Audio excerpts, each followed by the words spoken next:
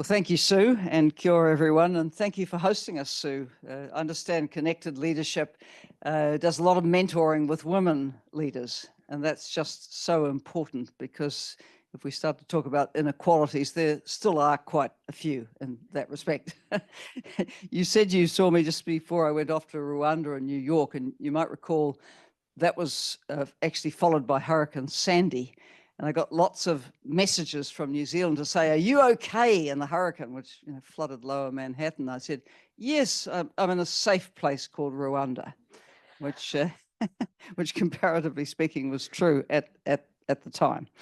However, thank you everyone for being here. It's really Shamubeel's show. He and the co-researchers have done the hard work on the report.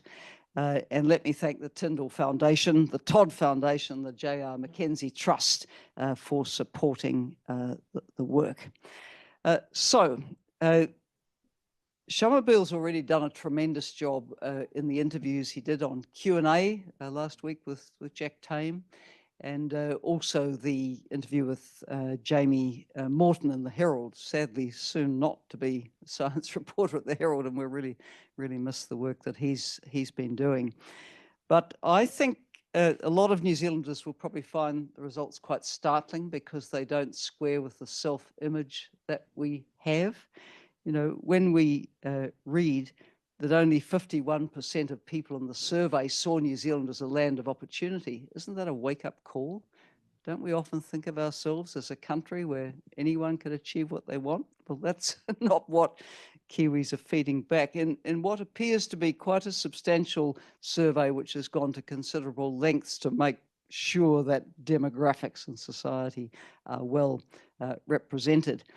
And when we look at the survey results, it doesn't paint a very happy picture of us as a society.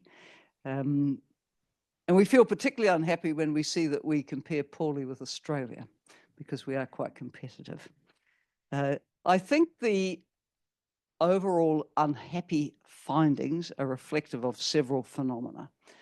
Clearly, the economy is not producing enough work, and that it is producing is not at high enough pay levels for many people. That's complicated by the huge impact of housing costs on most, probably most household budgets. Our social wage is not high enough.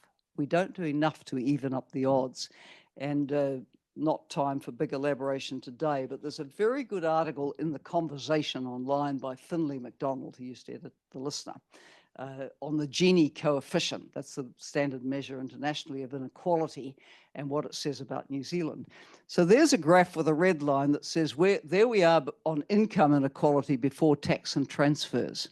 And then when you turn over the page and look at income inequality after tax and transfers, we actually slide quite a few places.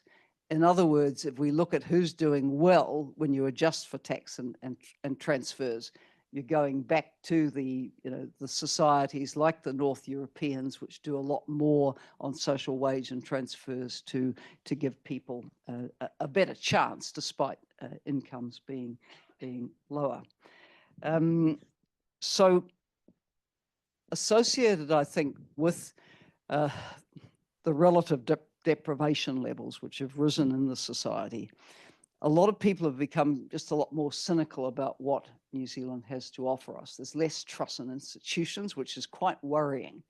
Less trust in institutions over time leads to less participation, for example, in voting, which means that when we vote, not enough of us vote, and it's not the outcome isn't a reflection of the overall views in the population.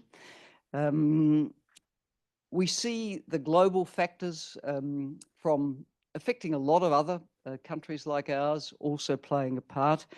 For example, the hangover from the pandemic, which happened to coincide with the omnipresence of social media and that use as a channel for misinformation and disinformation. That's not going away anytime soon.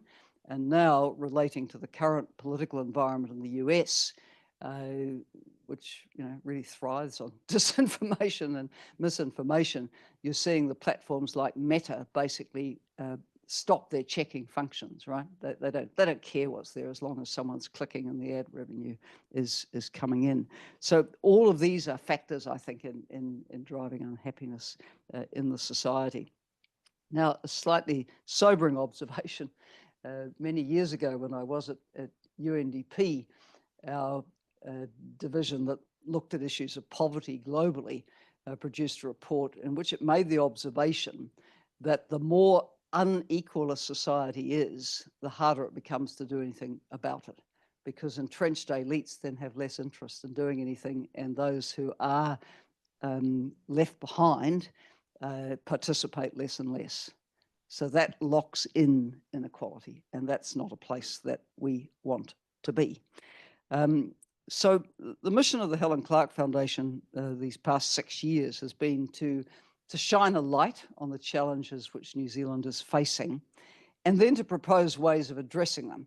So in a way, this report, which we've co-sponsored with Shamubeel and others, is a bit unusual in that it presents findings which are a bit bleak, but really the challenge is now to think about what ways do you address these things? Do we want to carry on down the path that this survey is indicating, or do we begin taking the steps and policy measures which would endeavour to turn things around? And I think that's clearly an area where the Foundation would want to encourage more debate. And let's hope there might be more debate today on what are the ways of climbing out of the situation that we've got ourselves into. Thank you.